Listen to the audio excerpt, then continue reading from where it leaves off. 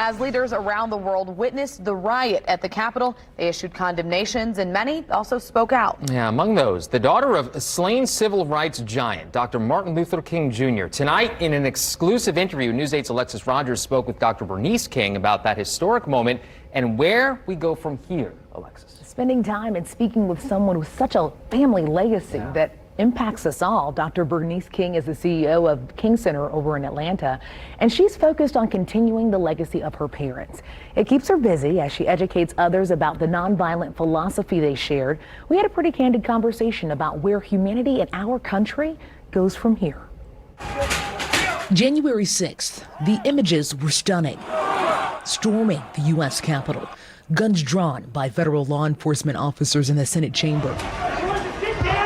Lawmakers hunkering down. For hours, rioters took over parts of the building. Areas were vandalized. People were assaulted. Dozens injured and lives lost. A struggle of humanity, one that Dr. Bernice King, daughter of civil rights giant Dr. Martin Luther King Jr., understands deeply. What were your initial thoughts when you first saw the riots happening at the Capitol? I think all of us view things like this through a personal lens first. When I say personal, I mean through your personal cultural lens first. And as a Black person, my first thought was what most of us were thinking, like, this were Black people, they would have been dead, handcuffed. First of all, they never would have gotten that far. Let's just put it that. The militarized police would have been already positioned, and this never would have happened. So that's the first thing I went through. This was white privilege meeting white supremacy at the Capitol. I mean, it was right there. Then I finally said, okay, white people, if you want to know what white privilege is, here, this is what you're witnessing right now. If you're confused about it up to this point, this is what we're talking about. Because if this were us, it'd be another story. So now you understand white privilege. The relationship between heartbreak and the division of America is the harrowing reality King says her father foresaw and warned the world about decades ago.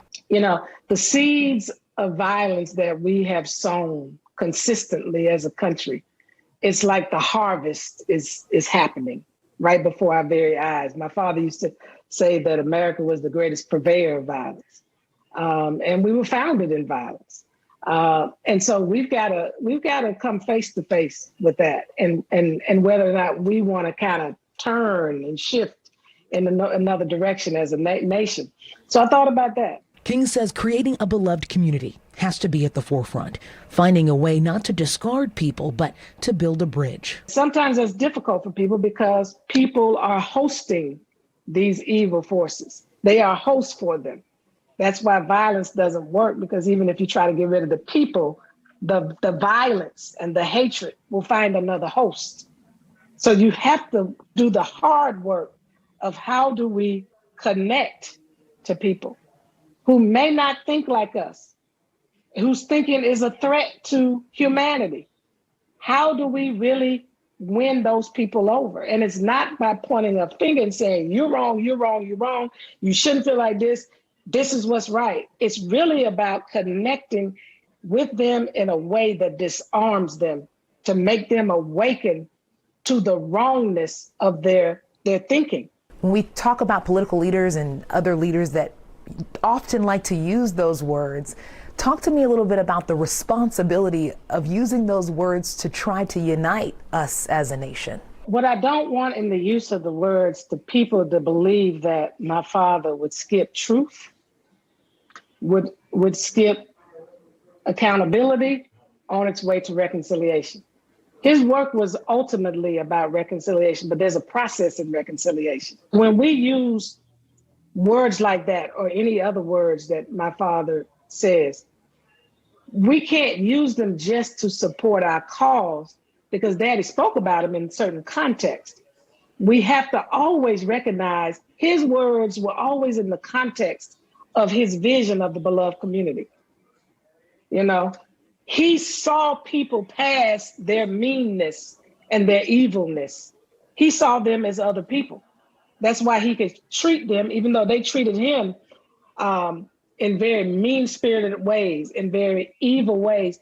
That's why he could still treat them with dignity, because he saw them in another place, because he had the vision of the beloved community. And he knew that if he embraced this way of nonviolence, which treats people with dignity at the end, and he operates in the spirit and the force of love, that he could begin to correct some of this, even in them and the system surrounding them, and to bring about a more just, equitable, peaceful, and humane world. There are signs of King's legacy in every city in the nation, from Dr. Martin Luther King Jr. Street to right here at Memorial Park. You know, there's several ways. I mean, some people should say, I need to learn more from Dr. King. Some people should say, I'm encouraged in what I'm doing because I've been feeling a little weary. So it's a reminder to keep the fight going. Other people should look at it as an invitation to join the continuation of the movement and the work to create a more just, humane, equitable, and peaceful world. That's what people should do, because it keeps coming back. Very powerful words there. It does just keep coming back. Dr. King also had so much more to share on what needs to happen to brighten our future. Coming up at 6, I have the moment that her mother shared with her that foresaw what happened at the Capitol and the things that we're seeing now years ago.